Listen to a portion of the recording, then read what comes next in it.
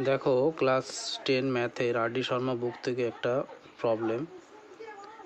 If A and B are acute angles such that tan A is equal to 1/2, tan B is equal to 1/3 and tan A plus B is equal to tan A plus tan B divided by 1 minus tan A tan B।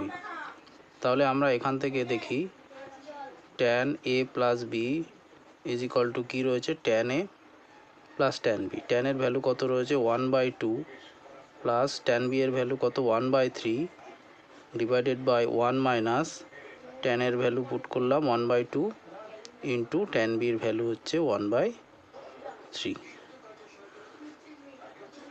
Numerator যদি LCM করি তাহলে কত হচ্ছে 6 LCM করলে এখানে হচ্ছে আমার 3 আর এখানে 2 ডিভাইডেড বাই 1 মাইনাস এটাকে মাল্টিপ্লাই করলে 1 মাল্টিপ্লাই করলে কত 1 আর 2 আর 3 মাল্টিপ্লাই করলে হচ্ছে 6। তাহলে নিউমারেটরে থাকছে 3 + 2 5/6 আর ডিনোমিনেটরে এলসিএম করলে 6 হচ্ছে 6 - 1 ইকুয়াল টু নিউমিনেটরে 5/6 ডিনোমিনেটরেও কত থাকছে 5/6। তাহলে রেসিপ্রোকাল করে দিলে 5/6 ইন্টু 6/5 6 ক্যান্সেল হয়ে গেল 5 ক্যান্সেল হয়ে গেল, তাহলে 1।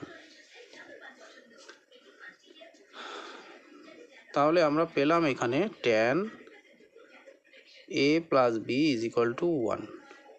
আমাদের বের করতে বলেছে, এখানে ফাইন্ড করতে বলেছে find A plus B। Find করতে বলেছে ফাইন্ড A plus B এর ভ্যালু কত, ফাইন্ড A plus B। তাহলে এখানে tan A plus B is equal to 1 এর জায়গায় আমরা লিখতে পারি tan কত ডিগ্রির ভ্যালু 1, tan 45 ডিগ্রির ভ্যালু হচ্ছে 1। বোথ সাইড থেকে tan ক্যান্সেল হয়ে গেল, তাহলে এখানে থাকলো A plus B is equal to 45 degree. তাহলে আমাদের এখানে tan A plus B only A plus B এর ভ্যালু ফাইন্ড হয়ে গেল, এটাই অ্যান্সার।